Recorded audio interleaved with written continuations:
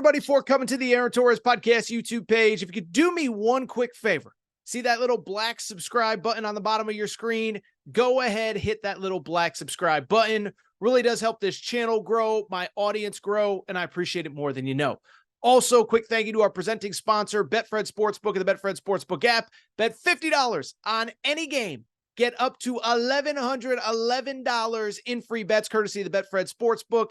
Thank you again. Now, here's the video that you came here for. Let's keep it going. Another interesting cross-sectional matchup, kind of two conference teams that wouldn't normally play each other.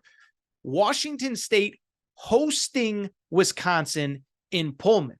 Interesting, a little bit of money actually came in on Washington State earlier in the day on Wednesday. Wisconsin was a 6.5-point favorite when I woke up.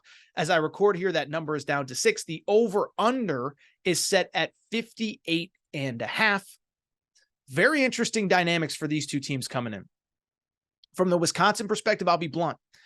What I mentioned about Texas a minute ago is kind of how I feel about Wisconsin and their week 1 performance.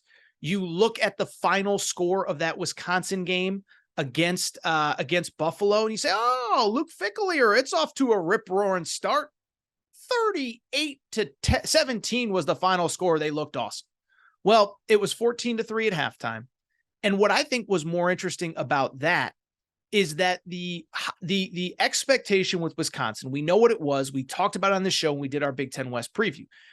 It was that the expectation, in my opinion, was like this offense, air raid with run principles. Tanner Mordecai comes in. They're going to throw the ball all over the field and still run the ball effectively. That was not really the case in week 1. First off, they just struggled to get anything going early. It was 14-10 at halftime, so they didn't pull away until about the mid to late third quarter.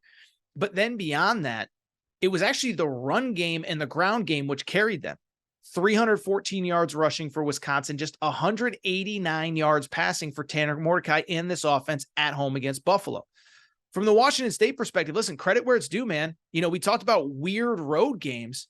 They actually went on the road to Colorado State and still was able to get the victory in convincing fashion. Put up 50 points in that win. And I think what was most impressive, 466 yards for Cam Ward through the air. 466 yards on the road. I don't care who you're playing. I don't care what the competition is. That is impressive. And so when I look at this game, the game now shifts to Washington State. Remember, a year ago, these two teams played in Madison. Washington State pulls off the upset. Well, fast forward to 2023, you're going out to Pullman. I like Washington State to not only cover the points, I like them to get the win outright. Let me tell you why. One, this just feels like a tough spot for Wisconsin. You look at the situation that Wisconsin is in, going on the road. This is a team that has to fly across country. This is a team that, oh, by the way, opens up Big Ten play soon. New coach, new system, new offense. And you're going to go into a snake pit in Pullman in a situation where this is the biggest home game that they've had in some time, certainly out of conference. I could be wrong on this, but I believe I heard the stat that this is like the first ever Power 5 team to come to Pullman in the out of conference.